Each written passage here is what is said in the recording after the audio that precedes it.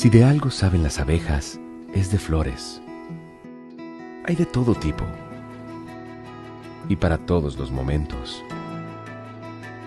Lo importante no es solo su color, tamaño o forma, sino lo que hace sentir cada una.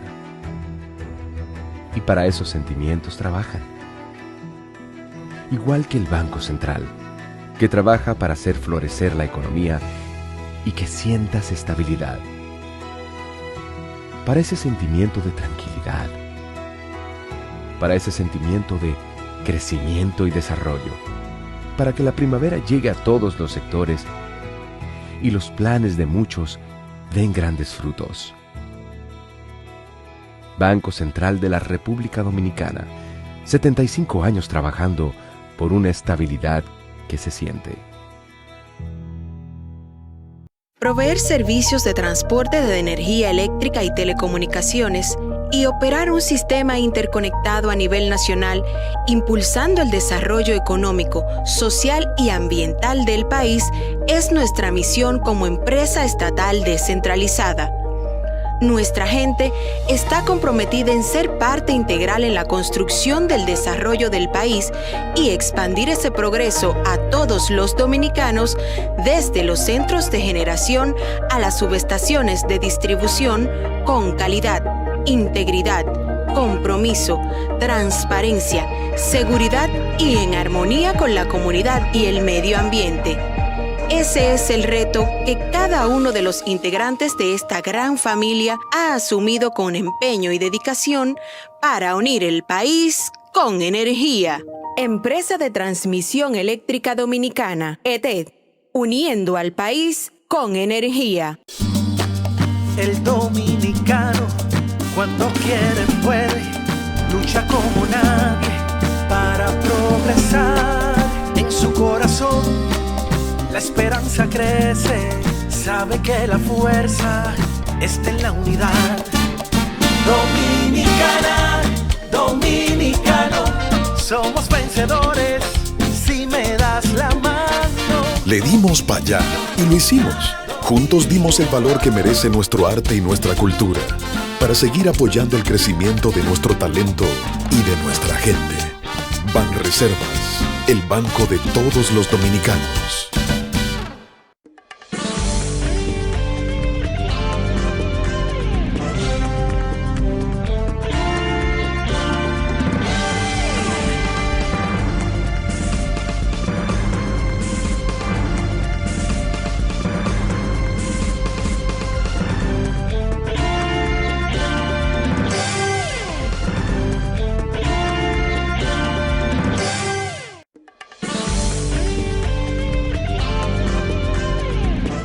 Muy buenas tardes, amables televidentes. Bienvenidos a su cita diaria, crepuscular y nocturna entre el impacto que es al final de la tarde, despidiendo el sol y comenzando la noche. Ponga su caridad en buenas manos. Apoye el Patronato de Lucha contra el Cáncer de Villa González Incorporado. Una verdadera institución de apoyo al prójimo más carenciado. 809-443-8010. También el Hogar Escuela Santo Domingo Sabio, otra buena oportunidad de poner su caridad en las manos de los salesianos de la Iglesia Católica. Avenida Independencia, casi esquina Avenida General Gregorio Luperón, en Santo Domingo.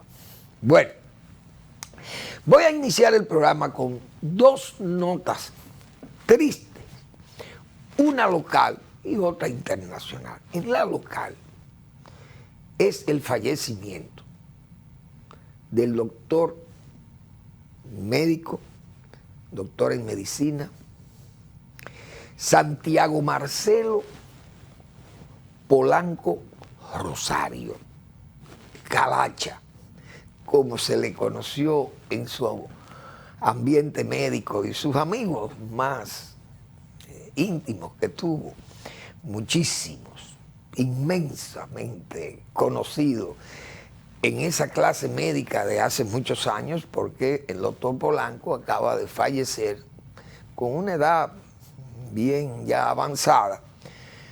Pero el doctor Polanco, señores, médico de larga data, se especializó en anestesiología y verdaderamente fue pedagogía en esa área, porque el doctor Polanco tuvo la oportunidad, vamos a decir, de ser un alumno muy cercano del doctor Goico, Félix Goico, señores, un hombre que fue un cirujano extraordinario. El doctor Goico era toda una leyenda de la cirugía en ese hospital Salvador B. Gautier, donde podían operar, señores, a hombres como Balaguer, siendo secretario de Estado de Educación. A Joaquín Balaguer lo operaron ahí, el doctor Goico, creo. Y Polanco era el médico que entonces le daba seguimiento, designado por el doctor Goico para que le diera seguimiento al doctor Balaguer, pero participando en la operación. El doctor Polanco, Santiago Polanco Calacha, también fue un excelente amigo de un médico muy prestigioso, otro cirujano muy prestigioso, y a quien siguió hacia Santiago para prestar servicio en la comunidad santiaguera, en esos centros médicos más importantes que habían en Santiago para la época, la clínica Corominas, la clínica, más luego el centro médico Cibao, que eran los más importantes en ese momento en Santiago. Pero fue acompañando a este gran cirujano que aún vive y que ojalá siga viviendo por muchos años, el doctor Fran Yossi Tomé. Y el doctor Polanco, señores, acompañó muchos años también, mientras tuvo el doctor Tomé haciendo cirugía en Santiago, y el doctor Polanco era el anestesista. Entonces, hombres como por ejemplo don Antonio Guzmán, hubo que operar a don Antonio Guzmán por problemas, y entonces, ¿quiénes estaban ahí? El doctor Polanco. Polanco fue un verdadero entusiasta de la medicina, fue pedagogía, repito, porque enseñó a muchos jóvenes sus habilidades aprendidas aquí en la práctica y en Filadelfia, en los Estados Unidos, donde también tuvo la oportunidad de formarse como un buen anestesista. Y esa es una profesión, esa es una de las ramas médicas más delicada, porque es que, señores, hay mucha gente que no resiste una anestesia o que le pase la anestesia, y es de mucho rigor ese servicio en la sala de cirugía de un buen anestesista, un hombre de la experiencia. Polanco fue un médico muy especializado en esa materia de la anestesia. Y acaba de fallecer de muchos años el doctor Polanco, que fue, yo diría, un selecto cultor de la anfitrionía, porque Polanco, yo que tuve la suerte de ser su amigo, de ser su cuñado, de conocerle, de tratarle, entonces es un verdadero privilegio uno tener esa experiencia de haber conocido y haber tratado al doctor Polanco, que es una especie de huella imborrable que nos deja a los que pudimos conocerle y tratarle. Entonces Polanco fue un anfitrión extraordinario, porque el hombre se especializó también en la cocina, en el asado, ese barbecue, y Polanco fue un hombre muy agradable, una persona muy, no solo apasionado de la cocina, sino apreciado por sus amigos, por esa amplitud, por esa solidaridad, por ser un hombre tan colaborador, ser hospitalario. Polanco fue todo, y además yo creo que cultivó la excelencia en esa pasión por la medicina, que fue su trabajo básico, principal. el de la anestesista, el de la anestesiología, que es, repito, una de las ramas más delicadas de la medicina, porque en las áreas donde hay que aplicar anestesia es en las salas de cirugía, que no es fácil, como se dice. El doctor Polanco ha fallecido en Santiago y fue sepultado en Villa González. Él fue nativo de Pimentel, donde Pimentel fue un pueblo muy importante, emblemático del país, muchos buenos profesionales, mucha gente con mucho talento. Y eso eran los veteranos, que los nuevos, ahí yo tengo a Hedel Cordero, que es el de mi amigo, y es un intelectual de Hedel, pero también hombres como Gastón Arce, el mismo Mora Serrano, gente verdaderamente cultores de la literatura, de la poesía, gente muy ocupada en esos asuntos literarios.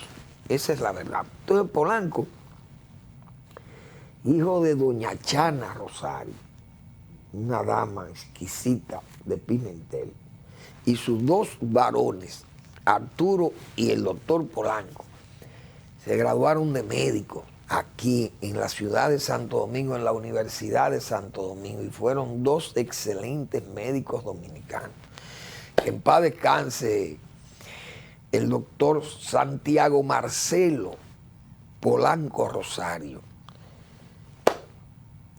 Calacha, como le conocieron muchos amigos distinguidos, gente de mucho éxito en la medicina, diríamos, ya clásica de la República Dominicana. Hoy las cosas han cambiado mucho. Pero Polanco fue un hombre diríamos, de éxito como médico, como profesional, como ser humano, una persona exquisita. Que en paz descanse Calacha, interesante personaje dominicano. Dios sabrá acoger esa distinguida personalidad del doctor Polanco, muy querido. En Santiago fue una persona verdaderamente apreciada, no solamente por la clase médica, sino por todo el que le conocía, porque repito, Polanco era muy solidario, muy hospitalario y un hombre de mucha cercanía. Que en paz descanse Calacha. También falleció Mikhail Gorbachev. Gorbachev, un hombre extraordinario de la historia moderna, el hombre que en sus manos vio caer su Unión Soviética, secretario general del Partido Comunista de la Unión Soviética, y falleció de 91 años, pero fue un hombre muy interesante, visto en Rusia como propiciador de esa caída de la Unión Soviética, pero es que él fue consciente que ese sistema era imposible que siguiera manteniendo el mundo primero en jaque con una pugna con Occidente en una Unión Soviética que bajo el régimen soviético no podía sobrevivir en una lucha no solamente ideológica, sino de existencia como bloque económico. No podía sostenerse como un bloque contrario al bloque occidental, donde está la riqueza del capitalismo. Porque ahora se ve el fracaso de Gorbachev, porque Rusia hoy luce muy fuerte, Rusia está muy bonita, Rusia está muy rica, hay mucha occidentalización de Rusia. Claro, pero Rusia, ¿con quién está haciendo negocio? Con Occidente, vendiéndole los productos que tiene ahí, sus materias primas. Eso es lo que negocia. Entonces, es muy bueno ahora ver a China y a Rusia representantes del comunismo, pero vaya a ver qué comunismo cargado de, no por el genocidio, porque siguen siendo genocidas, como son los comunistas cuando están en el poder, Pero resulta que ahora son capitalistas. Ahora es un capitalismo de Estado, un Estado autoritario, ahí no hay elecciones, ahí no hay libertad, ni siquiera para que la gente escuche. Hoy, como está pasando en Rusia, que está todo bloqueado, el internet y todo bloqueado, y los rusos no saben lo que está pasando en el mundo occidental. Tan cerca a Ucrania, que está de ellos, que hace frontera, y no saben lo que está pasando en Ucrania. Entonces, ¿por qué hoy Rusia luce como representante de aquella Unión Soviética que no debió caer? Porque fíjense cómo está Rusia y cómo está China. Gracias a quién, a Occidente, que lo paró, porque eran unos muertos. Occidente paró a China y Occidente paró, como se dice, a Rusia, que eran dos caídos, dos cuerpos musculosos, pero estando prácticamente anestesiados por la crisis económica, sus pueblos. Occidente tuvo que airearlos. China se convirtió en un suplidor de Occidente, de Europa y de Estados Unidos, para poder salir a camino, y de Japón, y de Australia, y de los países ricos. Eso es la realidad.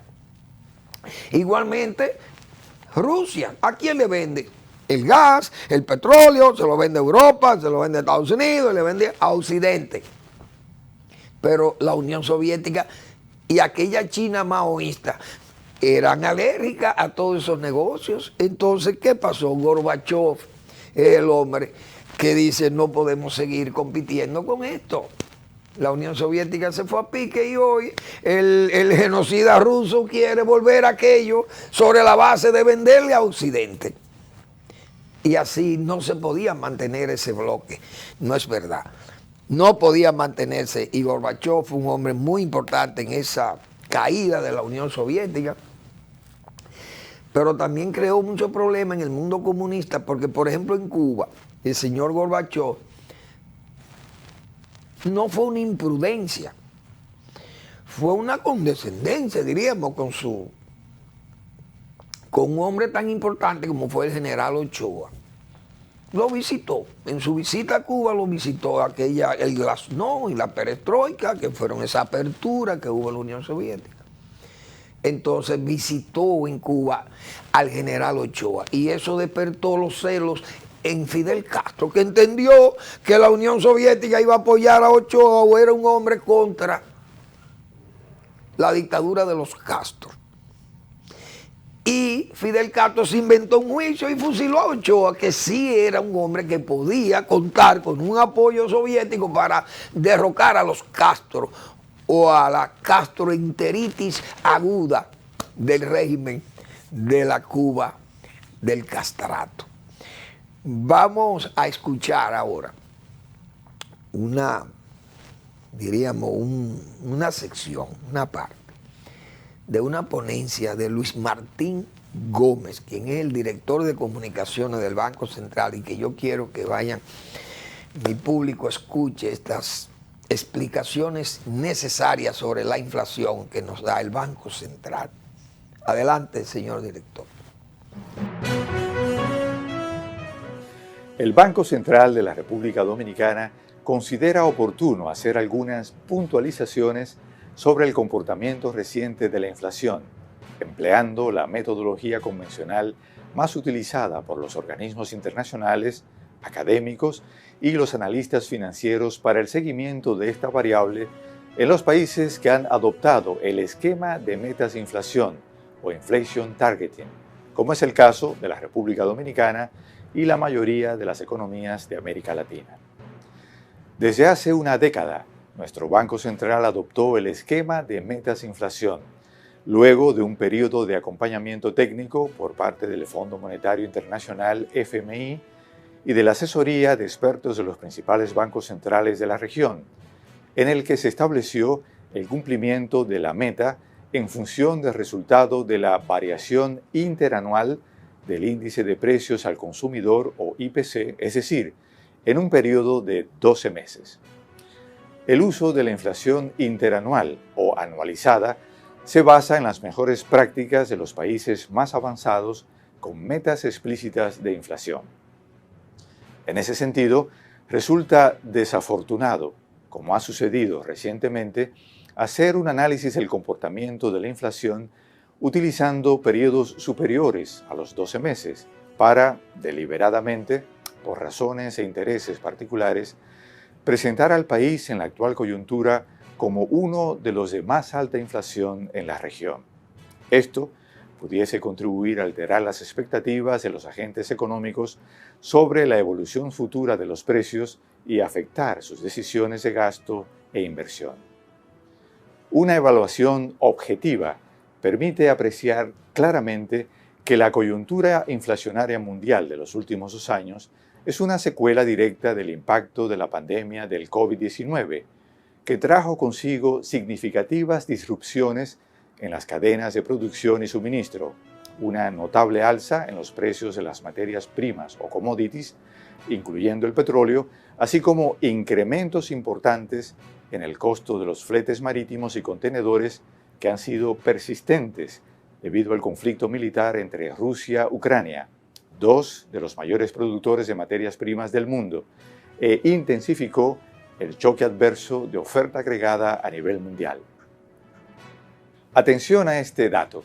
Al realizar una comparación de la inflación interanual desde julio de 2021 a julio de 2022 en América Latina, que es el periodo adecuado para monitorear la inflación en los países, se observa que la inflación anualizada de República Dominicana se ubica por debajo de la mediana, lo que quiere decir que más de la mitad de los países de la región, 10 del listado de 18, registran actualmente una variación anualizada del IPC superior a la República Dominicana.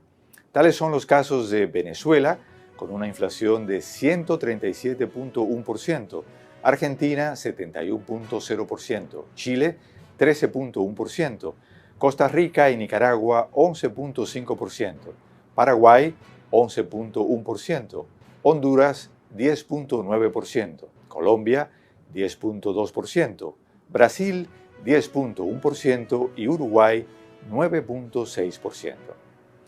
Fíjense que de los 7 países con menor inflación a la doméstica, 3 se encuentran dolarizados: Panamá, Ecuador y El Salvador, por lo que no serían comparables a no seguir un esquema de política monetaria independiente.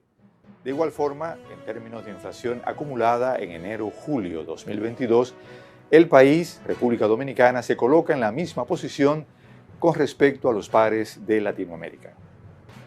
Un dato revelador que algunos analistas políticos han tratado de obviar en su afán de desmeritar los esfuerzos realizados para estabilizar el comportamiento de los precios internos es que después de Uruguay y Guatemala, la República Dominicana es el país con la menor desviación con respecto al centro de su rango meta de inflación, dentro de todos los que siguen este esquema de política monetaria en la región. Con los ya mencionados datos de inflación al mes de julio de 2022, Chile y Perú exhiben una inflación 4.4 veces mayor a su meta, Costa Rica 3.8 veces mayor a su meta, Colombia 3.4 veces, Brasil 2.9, Paraguay 2.8, México y Honduras 2.7, República Dominicana 2.4, Guatemala 2.1 y Uruguay 1.9 veces mayor a su meta.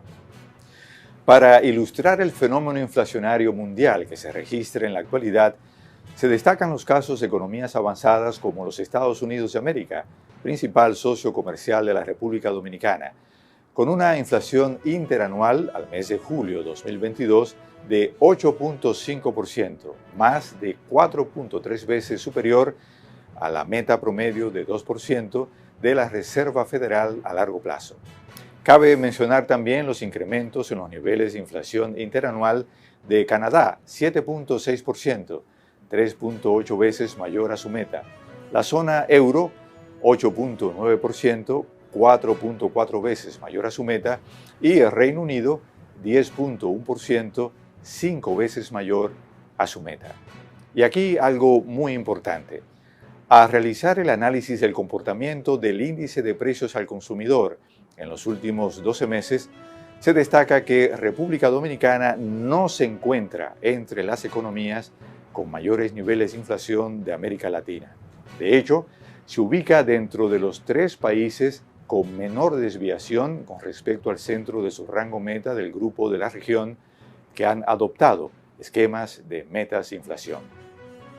Todavía más, se espera que en los próximos meses la inflación en nuestro país mantenga una trayectoria hacia la baja, ya que las medidas de normalización monetaria, junto con las iniciativas de subsidios puestas en marcha por el presidente de la República, Luis Abinader, para mitigar el ritmo de crecimiento de los precios internos, han comenzado a reflejar los resultados esperados. La inflación ha comenzado a ceder, luego de alcanzar un pico en abril del presente año.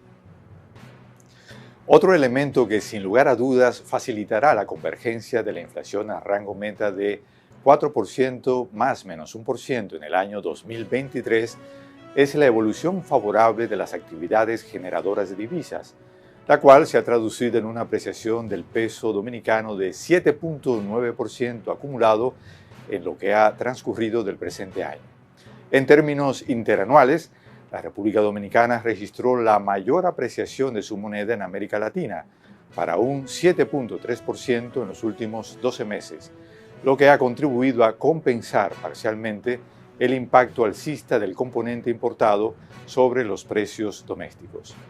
En la publicación del pasado mes de julio, relacionada al informe de la consulta del artículo 4 o Staff Report para el país, el Fondo Monetario Internacional destacó que la secuencia ordenada de políticas de respuestas ante el alza de la inflación ha sido adecuada, resaltando como esencial que las expectativas de los agentes económicos permanezcan ancladas para coadyuvar a la convergencia de la inflación interanual hacia la meta en el horizonte previsto. Consideramos entonces que sería conveniente ser cautelosos al emitir comentarios sobre una variable neurálgica para la efectividad de la política monetaria en un esquema de metas de inflación y el desenvolvimiento de la economía en general, de manera que no se afecte el clima de certidumbre y estabilidad que vive el país. Concluimos este mensaje reiterando que la economía dominicana se encuentra en una buena posición para enfrentar un contexto mundial complejo, tomando en cuenta la fortaleza de los fundamentos macroeconómicos y la robusta tendencia de crecimiento del Producto Interno Bruto. Les invitamos cordialmente a buscar el artículo completo en la página web de nuestra institución www.bancentral.gov.do. Reciban un cordial saludo desde el Banco Central de la República Dominicana.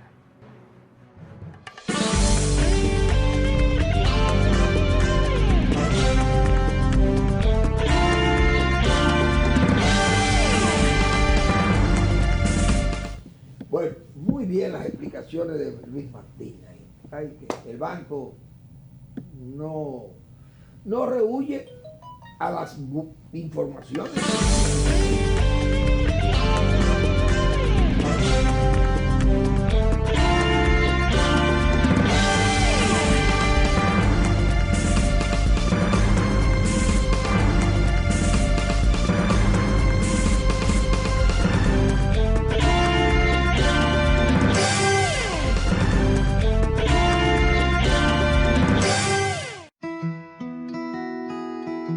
Si de algo saben las abejas, es de flores.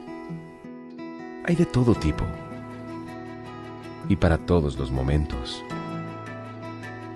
Lo importante no es solo su color, tamaño o forma, sino lo que hace sentir cada una.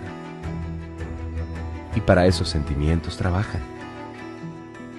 Igual que el Banco Central, que trabaja para hacer florecer la economía y que sientas estabilidad.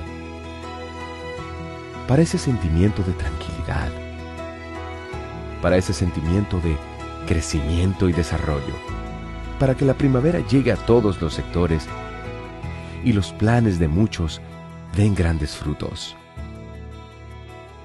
Banco Central de la República Dominicana, 75 años trabajando por una estabilidad que se siente.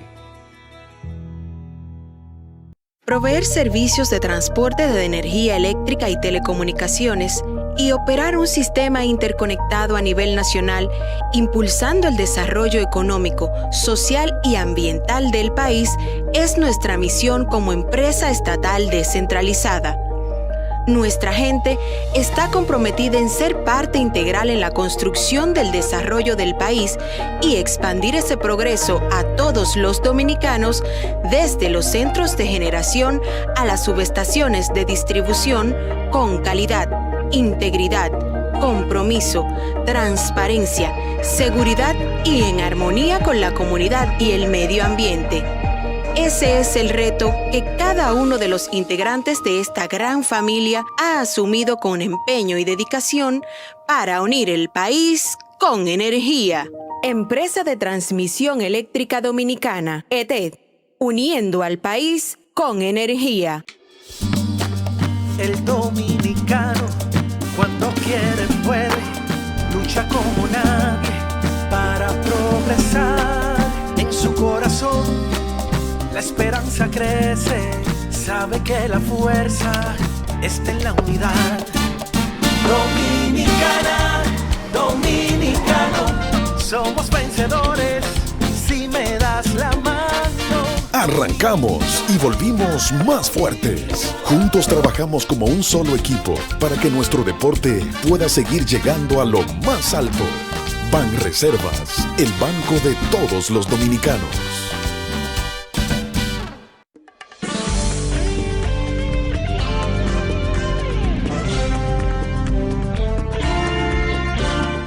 Bien, señora, los temas de la iglesia, uno tiene que ponerlo también, porque la iglesia es muy importante. La iglesia católica es una institución global, como hemos señalado nosotros. El Papa Francisco, que es un papa que llegó a Roma y ha prácticamente ha encabezado la curia romana. Ha ido creando y poniendo su estilo, diríamos, como papa, y su estilo de gobierno, porque es un estado, el Vaticano. El Papa ha citado 200 y pico, 220, 200 más de cardenales para es un sínodo, no sé, cardenales o de obispo, no sé cómo le llaman, pero el Papa tiene una misión, o una misión de evangelización, diríamos. Es un misionero, parece que ha insistido en eso. Y esa convocatoria a Roma, pues tiene mucha gente, principalmente de esa curia romana, lo tiene preocupado, porque él ha cambiado, como se dice, esos discapterios, como que le llaman, yo creo que así que le llaman discapterios, a esos secretarios, dictados, qué sé yo, que tiene los ministros, los ministerios que tiene, qué sé yo, el Vaticano. Pero el Papa nombró 20 senadores, cardenales más. Dentro de toda esa membresía amplia de cardenales en el mundo, 20 que son gente de su estilo, de su línea, vamos a llamarle así, su línea papal. Pero hay un caso que ha llamado la atención. De los 20 cardenales, el Papa ha nombrado al cardenal más joven de la historia casi, puede ser de la historia vaticana o de la historia contemporánea vaticana probablemente. Un hombre de 49 años que sea cardenal en medio de todo aquella franja etaria que generalmente anda por encima de los 60 años, 70 años ya, esos cardenales que son bien avanzados de edad, la mayoría. Porque son, como se dice, esos son los jueces supremos de la iglesia. Pero el Papa ha nombrado cardenal un hombre de 48, 49 años. Y lo ha nombrado cardenal nada más y nada menos que en Mongolia, señores. En Mongolia hay 1.500 católicos. Es decir, ¿cómo a una grey de 1.500 católicos en un país tan grande como Mongolia se va a nombrar un cardenal? Tiene 3 iglesias, apenas 3 iglesias tiene Mongolia. Pero Mongolia es un país que hoy está en democracia, desde el año 1991, rompieron con los comunistas, el comunismo no dejaba fomentar las misiones católicas, y este señor es un misionero católico de muchos años en Mongolia, y el Papa lo ha hecho cardenal. El hombre se llama, yo anoté el nombre de él por ahí, porque es un nombre, Giorgio Marengo.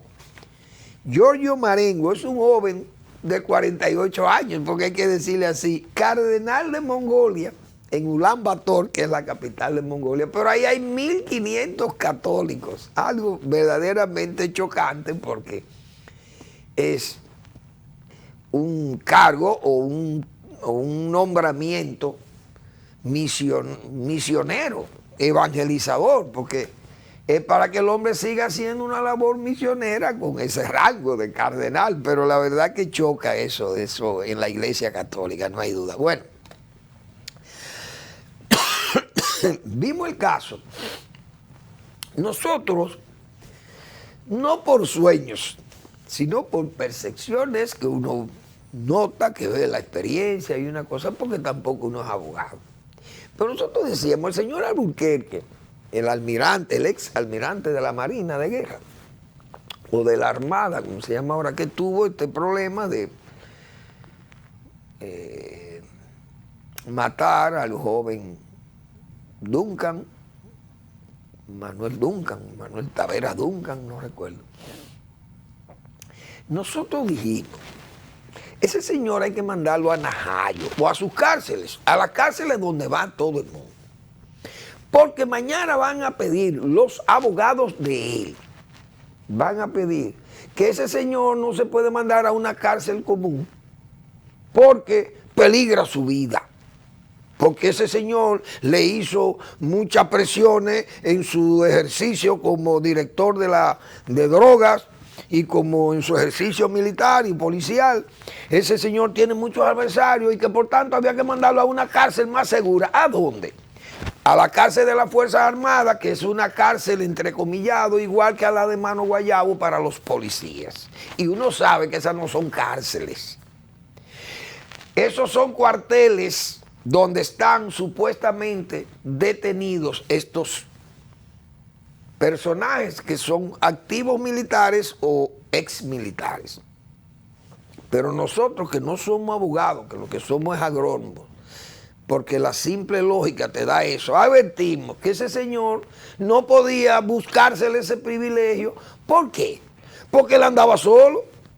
Él andaba solo bebiendo romo, a alta hora de la noche, fiestando, venía de una fiesta, manejando su vehículo sin guardaespaldas que le debe tocar.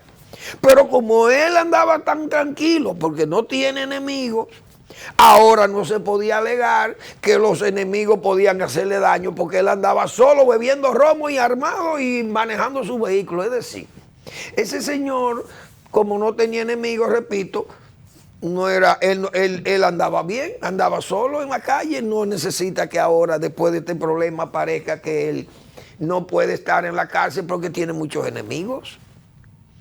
Y me imagino que los familiares del señor Duncan no van a atentar contra la vida de él allí, porque esa no es gente que está presa allá tampoco. Por tanto, yo creo que el juez que tomó la medida de coerción de mandarle un año a Najayo está en lo correcto. No acepta el argumento de la señora abogada, que inmediatamente alegó esa condición que ya nosotros advertíamos, como agrónomo, no como abogado. Bueno, otra decisión de los jueces que ha llamado la atención, y yo hace 2 años, a raíz del caso Antipulpo, decía, señores, un juez viene en un momento dado y cambia esa medida de coerción y el gobierno no puede quedarse en la idea de que esa es su base de sustentación electoral, porque eso puede cambiar de un momento a otro. Claro, vino a cambiar ya prácticamente cuando esta gente tiene muchos meses apresados, de apresamiento o de encarcelamiento, mejor dicho, y ya prácticamente el tiempo de la coerción prácticamente vencido, Y casi es una injusticia, se dice también, de que permanezcan presos mientras están en juicio, porque ya se presentó la acusación formal. Es decir, ya no hay tiempo para buscar más pruebas. Ya ellos no pueden destruir pruebas, lo más que pueden hacer es fugarse del país, y si se fuga, el que se fuga ya se condena a sí mismo y sabe que lo van a buscar, lo van a perseguir por donde quiera que esté. Pero, además, hay tiempo para especular o derecho a especular lo que nosotros especulábamos la semana pasada. Fíjense lo rápido que esa coincidencia tal vez convenida, como nosotros le llamamos a esa visita del señor Luis Abinader, presidente de la República, y el expresidente Danilo Medina, que coincidieron en el mortuorio de la madre de los Montaz Domínguez. Decíamos nosotros, eso fue una coincidencia convenida, y analizamos el por qué, porque las rutas del presidente se hacen, y la avanzada visita los sitios donde va a ir el presidente, ya se sabía que el presidente iba a ir a tal hora ahí. Por tanto, alguien sabía que el presidente estaba ahí, entonces Danilo, tú tienes que estar a esta hora para que hable con el presidente, o viceversa. Presidente, mire, Danilo va ahí para juntarse con usted a esa hora allí, porque no somos tontos tampoco.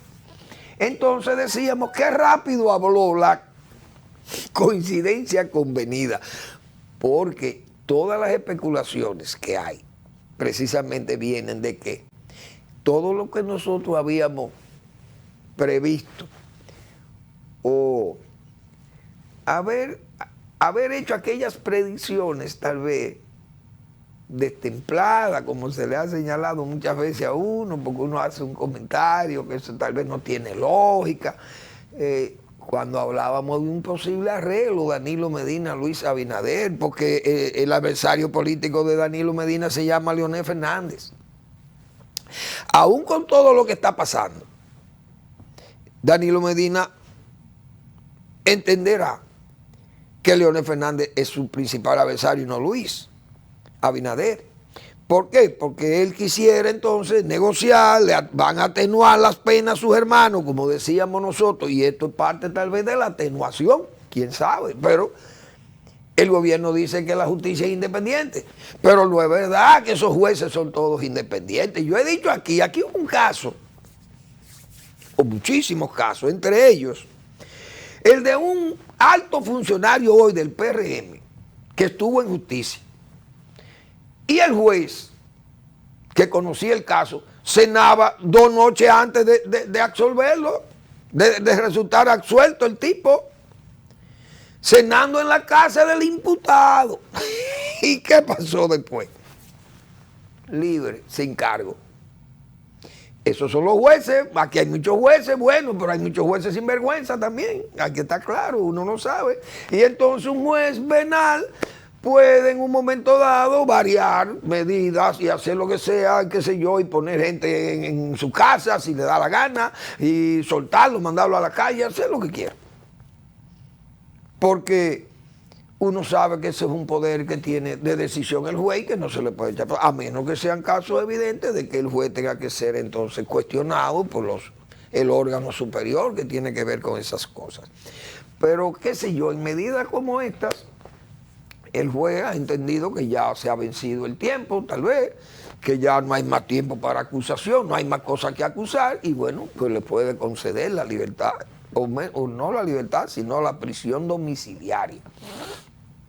Pero, repito, eso se ha interpretado como parte de que puede haber un posible arreglo electoral de Danilo Medina, buscando que lo liberen, porque Leonel Fernández no lo va a liberar de la Constitución, porque Leonel Fernández fue burlado y engañado mediante ese acuerdo que se hizo con Danilo Medina.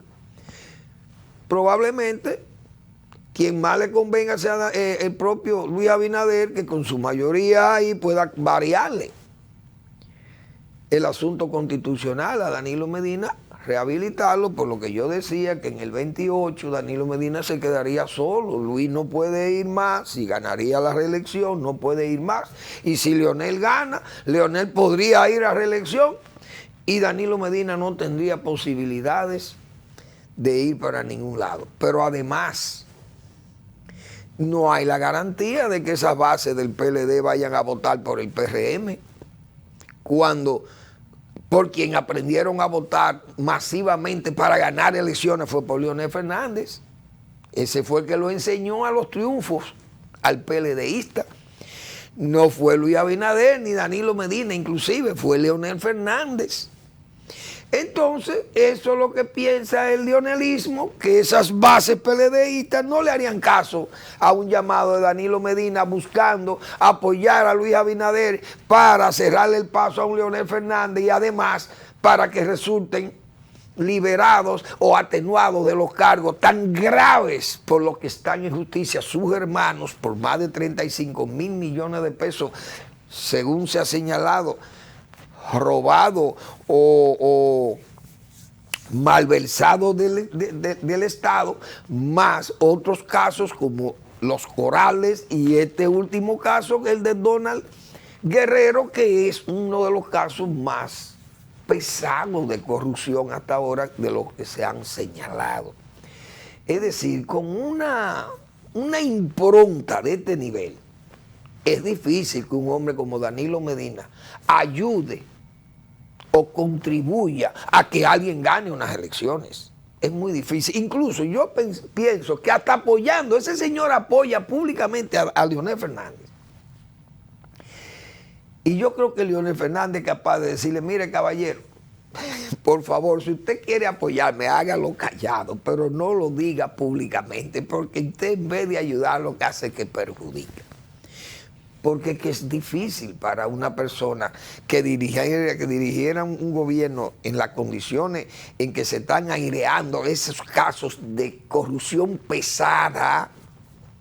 Es difícil, no hay voz moral que pueda oírse o dejarse oír en un ambiente de acusación prácticamente total de su gobierno en que se vio envuelto Danilo Medina. Eso no va a ser fácil, pero la verdad que habrá que ver qué se conversó, no se sabe qué se conversó en esos 25 minutos que se calcularon de entrevista entre Danilo Medina y el presidente Abinader en el mortuorio de la señora Domínguez,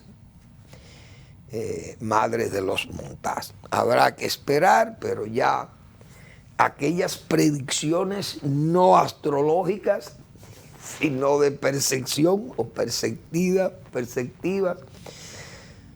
parece que tienen pueden ir dando algunas señales de que hay verdad en lo que se especulaba. Vamos a esperar, porque después de todo en política no hay nada escrito, como se dice, todas las cosas pueden suceder. Bueno, ¿qué otra cosa tengo? Yo vi en Brasil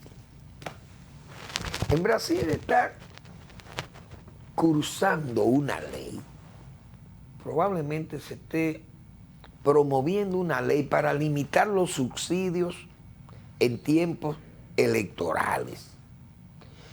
Porque Brasil es un país muy grande.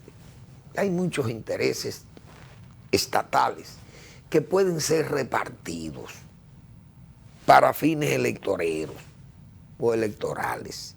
Un hombre como Bolsonaro, un hombre dado a ser un hombre muy expeditivo como político, tipo Trump, pero es un hombre atronado también el Bolsonaro, como Trump, y es capaz de todo.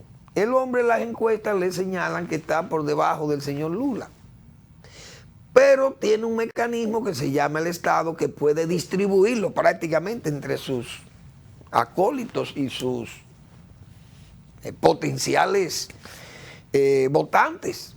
Entonces puede comenzar a repartir bienes públicos con fines electorales, buscando el voto. Y se ha propuesto esa ley para limitar que en tiempo de elección no se pueda utilizar ese método de estar dando los bienes públicos o titulando terrenos que son bienes públicos a particulares y más, muchas veces comprándole a particulares los bienes, en este caso los terrenos, para dejárselo en manos de los que lo ocuparon ilegalmente. Eso es todavía más grave y es el caso de República Dominicana. República Dominicana probablemente, pero uno no sabe quién va a promover esa ley, pero aquí va a haber que tomar algunas medidas con eso, porque desde el gobierno pasado al gobierno de don Luis Abinader, los subsidios son una cosa enorme, repartiendo los bienes públicos, es decir, titulando los gobiernos, el gobierno de Danilo Medina y el de don Luis Abinader, se ovacionan, se entusiasman, se autoelogian, señalando las titulaciones, los miles de títulos que otorgan, pero uno sabe que eso es populismo electoral. Esa titulación de tierra, por ejemplo, las parcelas, como yo he dicho, esos gobiernos, ni el gobierno de Luis Abinader ni el gobierno de Danilo Medina pusieron una parcela en manos de agricultores, ni hicieron un canal de riego. ¿Y qué ha pasado? Es muy fácil dar un título, pero eso es un liquidacionismo agrario, porque van a terminar vendidas las parcelas. Eso lo hemos dicho nosotros infinidad de veces aquí. Pero además, los gobiernos, el gobierno dominicano está privilegiando a muchísimos ocupantes, invasores de terrenos que están hoy ocupando esos terrenos hace muchísimos años, terrenos privados o terrenos públicos, y entonces ahora se le premia dándole un título definitivo para que el tipo sea rico, como se dice, de pobre sale a rico, porque hay bienes de eso que valen muchísimo dinero. Entonces el gobierno, a los que han comprado legalmente, que no han invadido terreno público y que le han comprado al Estado, entonces no hay esa misma disposición, no hay ese deseo de entregarle títulos. ¿Por qué? Verbigracia el CIA. Y bienes nacionales, precisamente, que ahora están como coyuntados ahí, no sé. Eso, yo entiendo que mañana o en República Dominicana, si eso pasa en Brasil, va a seguir pasando, porque en República Dominicana se ha puesto de moda las pensiones. El presidente da muchas pensiones, da muchos subsidios y está dando cosas del Estado, repartiendo los bienes públicos. Y todo el mundo sabe que eso tiene un fin electoral. Eso no se puede seguir, porque entonces, ¿cómo va a terminar el Estado Nacional? Porque aquí hubo presidentes, Salvador Blanco pudo haber hecho eso y no lo hizo. Don Antonio Guzmán no eran reeleccionistas, ni siquiera Hipólito Mejía, que fue un reeleccionista del PRD. Pero Balaguer era reeleccionista y Balaguer no hacía eso, porque Balaguer sí es verdad que pudo haber hecho eso, pero no lo hacía. Entregaba las parcelas, pero no hacía eso titulándolo, no, con la ley 145, las parcelas agropecuarias o las colonias que venían de la era de Trujillo, pero los solares y nada de eso. Balaguer no, era celoso con esos bienes públicos, porque lo importante es que esa gente se le venda, aunque sea a precios bajos y que paguen poco, pero que sean vendidos, no otorgados, porque hay que premiar muchos invasores. Y eso no debe ser. Pienso yo, no sé. Eso es lo que yo creo. Bueno, ya el tiempo. Tal vez no me dé tiempo para tratar, pero vi que el gobierno anunció el acueducto, la ampliación del acueducto de la zona oriental. Y yo no entiendo esto. Por los conocimientos que tengo de lo que he leído del plan maestro sobre el agua para Santo Domingo, el Distrito Nacional y la población general del Santo Domingo, de la provincia y del Distrito Nacional, Santo Domingo está recibiendo, decíamos nosotros la semana pasada, 16.88 metros cúbicos por segundo de agua.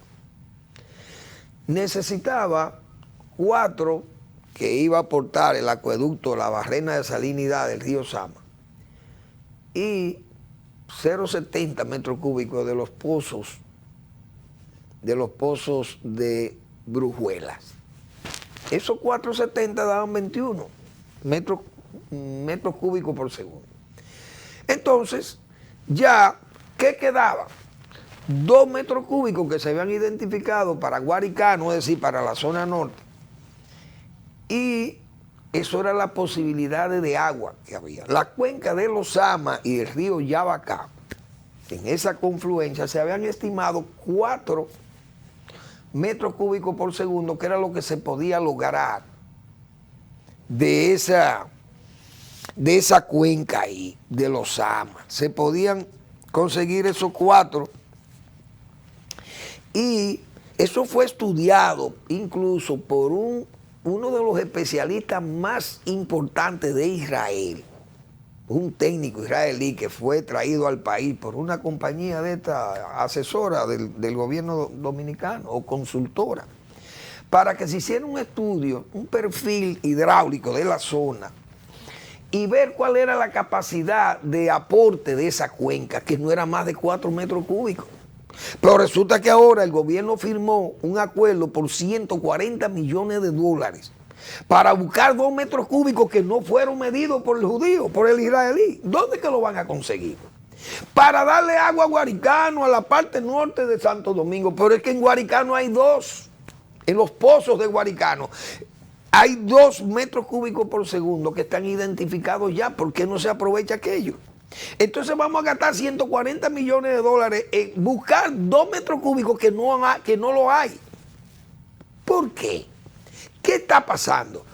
Eso el presidente lo llevaron ahí a dar Picasso y ampliar la barrera de salinidad, que eso se está salinizando, se va a salinizar y va a pasar la barrera porque ahí no hay, se va a agotar ese acuífero. Y eso es un humedal y es una zona, un hábitat de muchas especies que hay ahí, tanto faunísticas como florísticas, que van a perecer si quieren buscar 2 metros cúbicos más ahí. ¿Por qué no hacen Madrigal? La presa de los Cocos, que sale en 350 millones de dólares y va a aportar 8.60 metros cúbicos por segundo. ¿Por qué no se hace eso entonces? O la del Higüero, o la presa de la Isabela, aportan mucho menos, pero valen mucho menos dinero. Entonces vamos a botar 140 millones de dólares buscando 2 metros cúbicos que no lo hay. Me luce raro, no sé quién asesoró al gobierno en eso, pero los técnicos que saben de eso me han informado de esa cosa y yo he leído en mis libros que tengo de esos técnicos, he leído con mucha tranquilidad estas informaciones que yo estoy dando. Vamos a ver y ojalá eso no resulte un fiasco por desconocimiento, por falta de conocimientos técnicos en esa institución que se llama Corporación de Acueducto y Alcantarillado de Santo Domingo. Seguiremos con esos temas, pero será ya a partir de mañana. Les recuerdo, que hoy miércoles el doctor Castillo publica su blog La Pregunta, la prematura guerra electoral. Gracias por su atención, nos vemos mañana en otra entrega de Al Final de la Tarde, despidiendo el sol y comenzando la noche.